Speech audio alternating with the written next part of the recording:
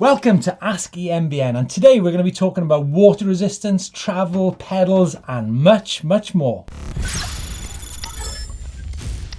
Now the first question is from Top Secrets, and Topsy's asking, sorry I don't know much about e-bikes, I'm just thinking about getting into it. Anyway, are e-bikes waterproof or just water resistance? That is, can you ride through rivers? Now I guess it's pointless asking Chris because he doesn't actually leave the house unless it's bone dry, but Chris, can you have some idea here for... Yeah, a lot of information on batteries and water. Basically I would say that the e-bike is a general thing is water resistance. I wouldn't say it's waterproof as much. I wouldn't say you could drop into your local lake and ride across the bottom with a bike submerged with a snorkel and come out the other side and it still be working, because it won't be.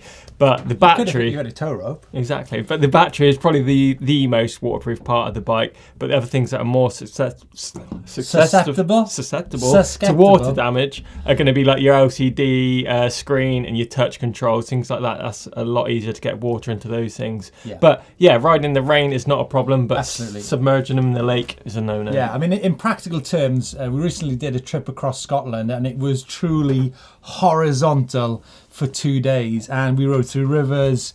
It was constantly raining on the controls and on the battery, and it was so wet. Mm-hmm. And then the following day, actually, we got on a boat across the Atlantic, across a little small peninsula. And what was quite telling was actually it's the seawater that's actually quite damaging because it rusts the kind of parts and stuff like that. So I'd say freshwater is definitely a lot easier on the parts than saltwater. And yeah, as we say, I think you'll be amazed how much water those e-bikes can go through. Mm-hmm. Got this one in from Ben Hennett. With e-bikes being so much fun riding technical climbs and winter fast approaching, do you know of a waterproof flat pedal shoe? All the big makes, Shimano, Specialized, Northwave, all make fully waterproof clipless shoes, but I can't find any flats. There's quite a few different options out there, don't you think so? I mean, Ben, you're saying that some of these people make fully waterproof shoes. Mm-hmm. I challenge that for fully waterproofness. Definitely. I'm not so sure. I think I've never had a fully waterproof shoe, but there is a lot of options out there. Obviously 510 make the Element series of shoes which have like a waterproof coating on them. It basically shields the shoe. It doesn't make it waterproof. If you were to stick your foot in a river, you're still going to get a wet foot. My best option, what I like riding in, is the Endura Overshoe. It comes in a flat pedal version, so you can run like a normal 510 shoe, but have a neoprene like boot. You deal with them often. That goes over them, keeps your feet nice and warm and keeps them nice and clean. That's my best option for winter. Yeah, well, Ben, I've spent most of my life in water. Coming from West Wales, it's constantly raining, and I've pretty much worn wellies most of my life when either riding motorcycles or downhill racing.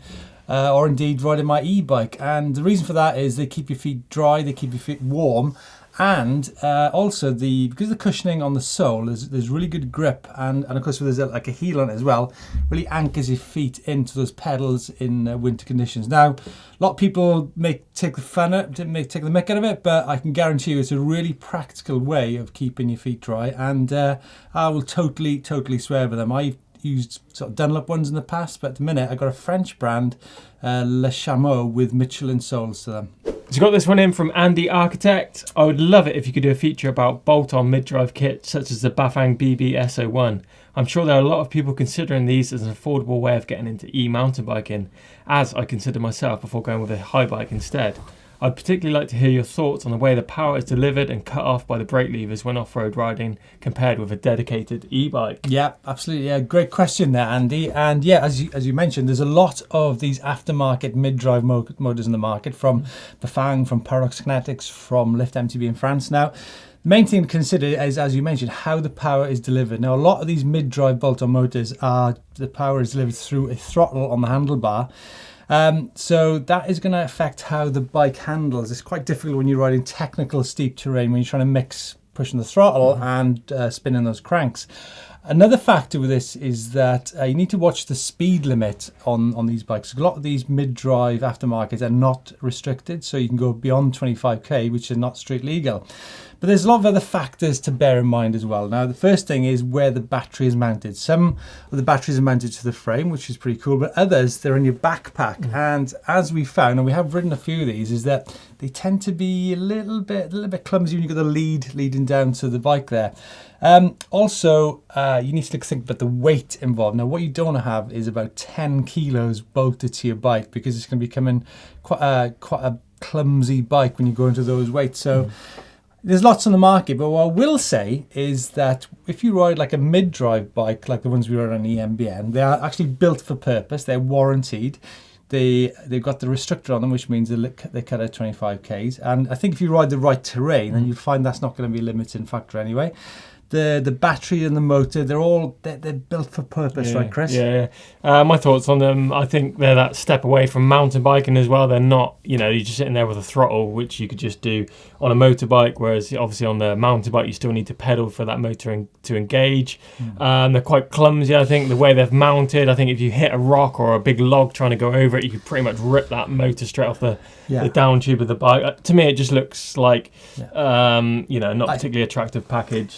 It's a massive question. I think the thing is, you can get like, say, a Canyon or a Vitus for about £3,000. I think that's probably better value for money, and it takes away a lot of the risk and doubt involved in it, I think. So I think there's some good bolt-ons out there, but my gut feeling and my advice to you would probably be to go for a purpose-made e-bike, e-mountain bike. Now, it's not just about parts and tech on Ask EMBN. There's this question from Pendo. We all have those favourite trails and experiences that we dream of going to and doing again. What are your favourite 2 trails and experiences that give you the biggest smile? Chris? Quite a few over my career. I think one of the standout events I've probably done is the Taxco Urban Downhill out in Mexico. That's a crazy event, massive course, big drops, and the city is literally taken over by that bike race. Everyone comes out, from the grandmothers, the babies, the kids. Everyone's out there getting autographs. Huge crowd, amazing event. Can I stop you there? grandmothers come out for autograph with you? I swear, yeah. I guess that says all, really. Probably the most dangerous event I've ever been to. Well, the grandmothers? Yeah, it was pretty sketchy.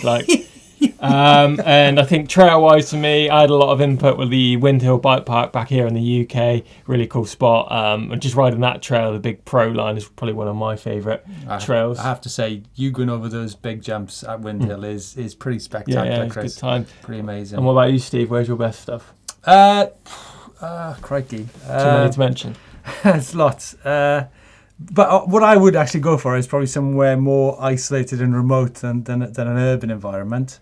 Places in Peru. A couple of weeks ago, we did a trail in Italy called Cop Killer, which was from one of the highest peaks in Liguria, and I'd say that 8k descent was probably up there as one of my most favourite descents. 8k descent? Yeah, probably one of my favourite descents ever. Nice. Yeah, but I love riding stuff around my house. Got this one in from Peter Gollier. Hi, I've not been mountain biking for a long time since my knee injury. I was thinking about getting an e-bike. Tried out the 2019 Specialized Levo aluminium version, 202 centimeters tall, around 130 kilograms, and felt okay on the extra large. The bike was great.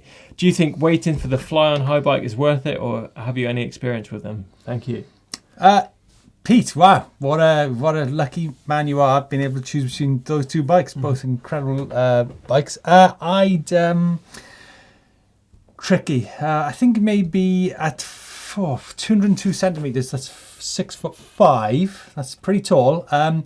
If you look at the sizing of the 2 bikes, and reach is a good indicator of the size of bikes. And I'm 6 foot, and I usually ride about a 480mm reach on my bike. So the Specialized got a 480mm reach on the XL, whereas the new high bike Flyon, that has 497. So you could argue that the Flyon is probably more suited to your size in XL. However, it's not quite as simple as that. You can easily change we're talking the fit of your bike. So we're talking the size is something that's fixed. Also the fit is something you can adapt, such as raising the stem in the fork steer or putting a longer stem on, and also putting higher bars in there. So it's all pretty adaptable.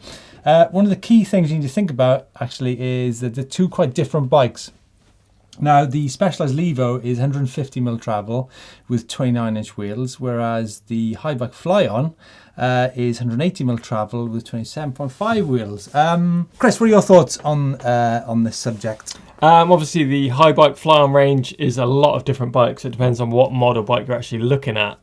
The other thing to remember is the Levo is available now. I know the Flyon motored high bikes are actually due sort of middle of the year, so depending on when you want to get that e-bike, as well as they're meeting a bit of restrictions depending on what country you live in. So just check that that motor is actually going to even be available and ready for you to use wherever you live. I can't wait to have a spin on that Flyon. I'm super excited. Cannot wait. Next question is from Simon Whitworth. Hey guys, love the show. Keep it coming. Forks are probably the most important upgrade that most hardtail e-bikers are faced with. Recently, Fox have been stamping mid-range price forks, still the price of a kidney, in my opinion, as e-bikes have improved. RockShox only mentioned e-bikes as requiring added air pressure in their catalogue. This would lead me to believe that their lower-priced products, like a Recon, for example, are safe enough for e-biking. To make my hardtail cube to the trails, I would need at least I guess, Simon, you're asking what fork to put on your hardtail e-bike, right? Mm-hmm. I guess that's a huge question, depending on where you ride. Yeah, I think pretty much any fork that's got a bolt-through axle is pretty capable these days. I think for an e-bike use, as long as you're staying away from like those lightweight cross-country quick-release wheel-style forks, you should be all right. So any fork with a 15 or a 20mm axle is going to be pretty safe to use. But obviously, if you're going big and stepping it up and getting bigger and bigger stuff, you need to adjust your kit, and it won't be just your forks. You need to upgrade all your cockpit, things like that. So just keep those parts that you're upgrading in line with what you're doing on the bike, really. Michael Raksinski. Hi, gents. First of all, big thanks for a great job worldwide on the e-bike community. Wow, thanks, Michael. Nice one. I would like to base on your long experience. Wow, what are you actually suggesting there? Currently, I'm riding on a Bosch system. I'm using it on a daily basis to work and back approximately 60 Ks daily. On total of 1 charge for the battery. I've spotted that every day distance becomes shorter and shorter. The question is it possible that weather or temperature generates such an effect, or is it just something standard that battery capacity shrinking with every charge?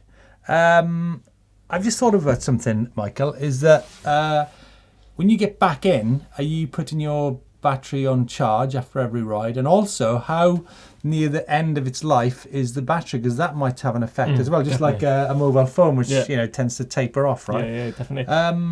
Chris. And where you're keeping that bike at work, maybe if you can bring it inside. Batteries are quite like us. They like to have that nice stable temperature. They don't like extremes of heat or cold as well. So if you are charging or storing that bike at work, just try and think about where you're doing that.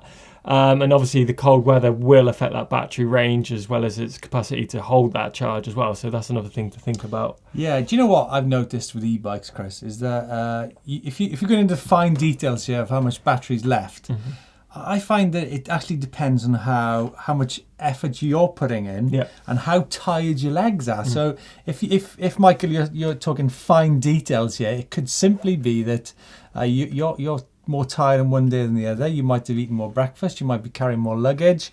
There might be maybe weather conditions. Might be raining one day, it could be dry the other day. It's headwind, all sorts of stuff. So there's a load of things which could affect your battery. Load of things. JJ's Garage. I have a Merida E16900E. Wow, that is a good bike, JJ. And a little bit too often hit the ground. My pedals, I even caused one accident and some sore ribs a couple of weeks off the bike. I've set the sag correctly, so that's not a problem. So I'm guessing like 25 to 30%, right? I wonder if you think it's a good idea to go and get some shorter crank arms, say from current 170s down to 155.